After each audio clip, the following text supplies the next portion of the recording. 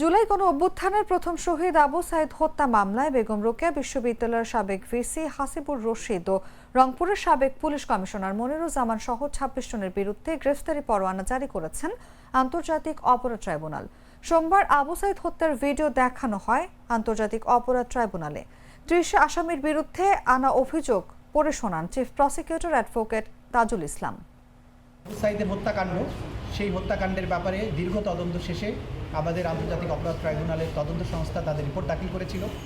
সেই report পর্যালোচনাপূর্বক chief প্রসিকিউটরের কার্যালয়ে formal charge ready করে দাখিল করেছিল এবং আজকে সেই ফর্মাল চার্জ এবং অন্যান্য ডকুমেন্টসের উপরে শুনানি করে আন্তর্জাতিক অপরাধ ট্রাইব্যুনালের দ্বিতীয় ট্রাইব্যুনাল ৩০ জন আসামির বিরুদ্ধে অপরাধ আমলে গ্রহণ করেছেন। ইন্টারন্যাশনাল ক্রাইমস ট্রাইব্যুনাল অ্যাক্টের ৩-২ এবং 4-1-2-3 এই ধারায় তাদের বিরুদ্ধে অপরাধ আমলে গ্রহণ করেছেন।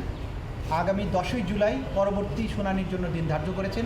ওই দিন যে 4 জন আসামি গ্রেপ্তারকৃত আছে তাদেরকে গ্রেপ্তার দেখানো পূর্বক তাদেরকে উপস্থিত করানোর জন্য জেল অথরিটিকে নির্দেশ দিয়েছেন এবং বাকি যে 26 জন আসামি আছে তাদেরকে গ্রেপ্তার করে ওই তারিখে হাজির করার জন্য আইন শৃঙ্খলা রক্ষাকারী বাহিনীর প্রতি নির্দেশ দিয়েছেন। সেই দিন আসামিদের উপস্থিতির পরে বিচারের জন্য যে স্বাভাবিক কার্যক্রম সেটা গৃহীত হবে। যদি সকল আসামি গ্রেপ্তার করা না যায় তাহলে পলাতক আসামিদের ব্যাপারে স্টেট ডিফেন্স লয়ার নিয়োগ করার জন্য আদালত আদেশ দিতে পারেন এবং তার মাধ্যমেই আনুষ্ঠানিক বিচারের যাত্রা শুরু হয়ে যাবে।